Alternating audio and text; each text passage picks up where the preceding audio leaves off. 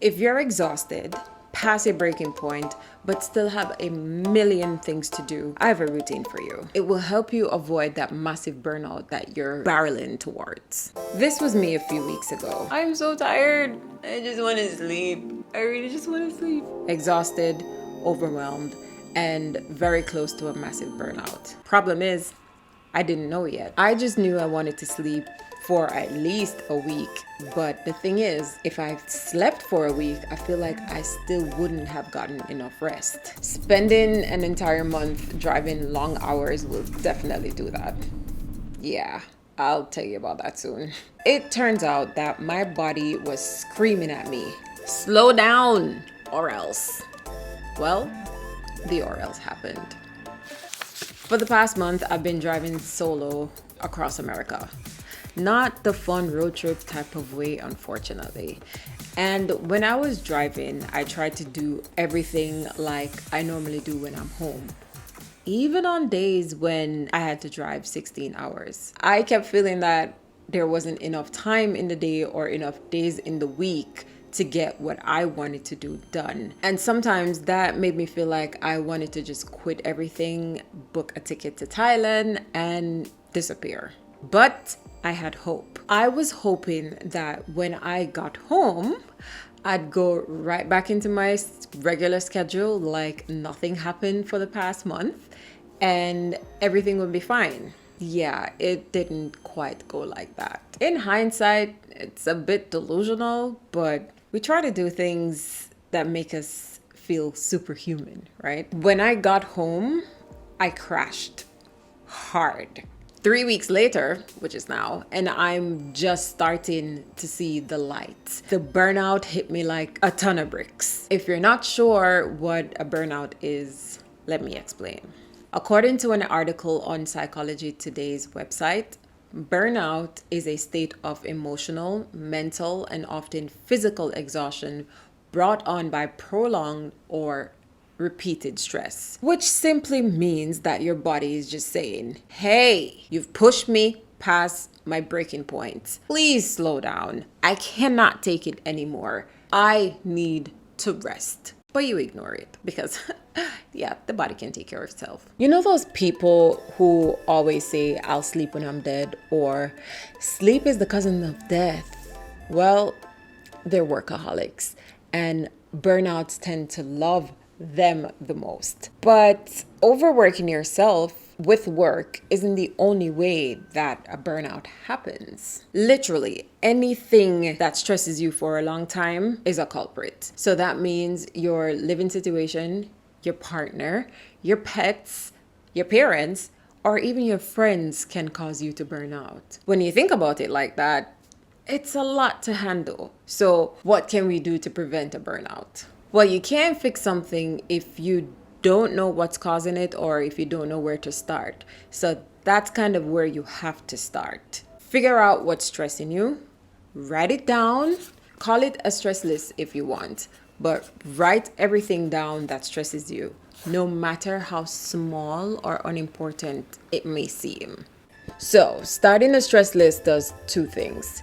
It makes you more aware of the things that are stressing you. And it also provides you with a lot of data to spot patterns. And patterns are what we're looking for, because patterns mean that you're doing something unconsciously that's causing you stress over and over, and you're not even noticing that this is what you're doing. So when you spot these patterns, you'll know what you're repeating, and that way you can stop them. Seems pretty easy, right? Well, here's the thing. You have to be completely honest with yourself, because lying to yourself is what got you in this position in the first place. And when you keep lying to yourself, you're not helping yourself. So don't start off with a lie and don't try to justify what's stressing you. Because when you try to do that, then you'll start eliminating things that are actually stressing you, and you won't actually get to fix it. It's like when I try to come up with video ideas on days when my mind just don't feel like working. And the more I force it, the more it stresses me. And it's like a constant toxic cycle that doesn't work. So I have to step back and realize that I'm stressing myself more by trying to do this one thing. So when you have about 10 things on your list, I would say when you finish your list, but let's be honest here. This is a never ending list and you're always going to keep adding something to it. But don't let that discourage you. When you have about 10 things on your list, now you can start thinking about what you can control, what you can change, and what just needs to be ignored. This way, you can start eliminating things, changing how you do certain things, and start building healthier habits to deal with the things that you cannot control. Building healthy habits is one of the most helpful ways to prevent burnouts. Simply eating a healthy meal and exercising regularly can make a huge difference stress-wise. I know I'm a bit of a health nut, but I'm not saying that you need to go on a month-long juice cleanse or start waking up at 4 in the morning to do yoga. You have to be realistic here. What works for you may not work for me, and what works for me may not work for you. So you have to figure out that on your own. Unfortunately, I can't do that. However, I can provide some general advice on what you should be doing. Like exercising. You have to do it more than once a week, because when you stop moving your body, things start breaking down. And eating healthy. You have to eat better. And by that, I mean avoid eating anything that's processed, from fast foods to foods filled with sugar and everything that has an ingredient that you can't pronounce. You have to get enough rest. Sleep is vital for you to function. Try aiming for 7 to 9 hours each night, because that's kind of the sweet spot. And do more things that make you feel relaxed, like petting your cat or your dog, stroking the furry wall, or getting a massage. If it relaxes you, do it, and do it often. I actually have a blog post on healthy habits you can try and experiment with.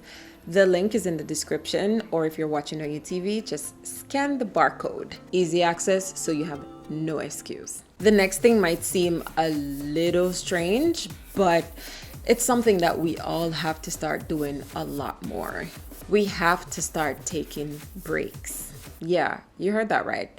Take more breaks. It might seem like a bad idea right now, especially when you have a ton of things that need to get done, but it's not a bad idea. And in order to function properly, you have to take breaks. Taking breaks prevents you from getting too tired and stressed out. And by now you should know that when you're too tired and too stressed out, that's all leading towards a burnout. Think about it like this. Your brain is a computer, and when you have too many tabs open and too many programs running at the same time, your computer starts to slow down, and then it starts glitching, and then eventually it starts crashing. That's kind of what's happening with our brain and our body. There's actual research on taking breaks that proves that when you take more breaks throughout the day, you're more productive and it reduces your stress levels. So science says it's a good idea to take more breaks instead of not taking any breaks. So the next time you feel like pushing yourself beyond your limit, stop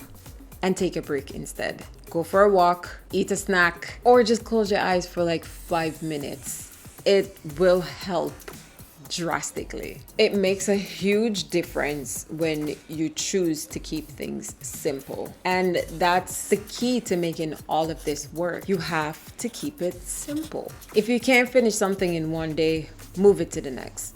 Don't torture yourself to try and finish everything all at the same time, because you're only hurting yourself in the process. This is something that I have to constantly remind myself, because for some strange reason, toxic productivity, I tend to fill my to-do list every single day. And I'm the type of person who likes to check off every single thing before the day is done. So me filling my to-do list is not helping me mentally. So I have to pace myself. So this is what I do now. I start my day off with some me time. That means I find a super quiet place where I can write the dreams that I just had, journal, meditate, and read and just enjoy the stillness of the morning. That prepares me for any madness that the day has in store for me. Remember the rule of 3 we spoke about earlier? This is where it comes into play. This is where I pick 3 most important things that I have to do today from my giant list of things to do, and I focus on those. Remember, if you can't finish your list of 3 in one day, move what you can't finish to the next. Before I start working on anything, I like to set an alarm to take a regular break, because I can easily get carried away for hours without paying attention to anything else. So I like to set an alarm for 30 minutes, and when the alarm goes off, I get up, I take a 5-minute break, and I walk around. Simply doing this has been a lot harder to incorporate, especially when I'm working on something and I just get lost in the flow.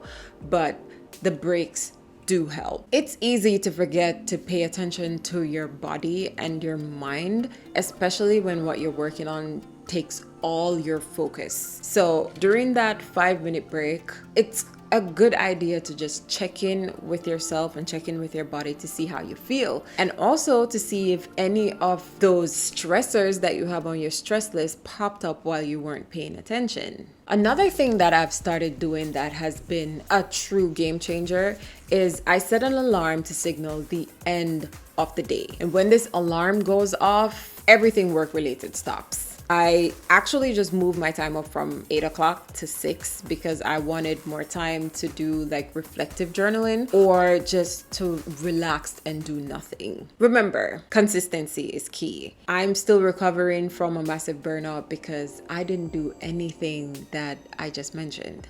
And honestly, sometimes I think that slowing down means that I'm falling behind, but the reality of it is that's not true, and that's what society keeps telling us, and it's up to us to really reject that because it's not true. If you ever feel like you're not doing enough or you're falling behind, the best thing to do is to just grab your journal and pour your heart out into it and write until you can't write anymore, and then get up and go do something that you enjoy that always takes your mind off whatever it is that's stressing you. You'll know when to come back and continue.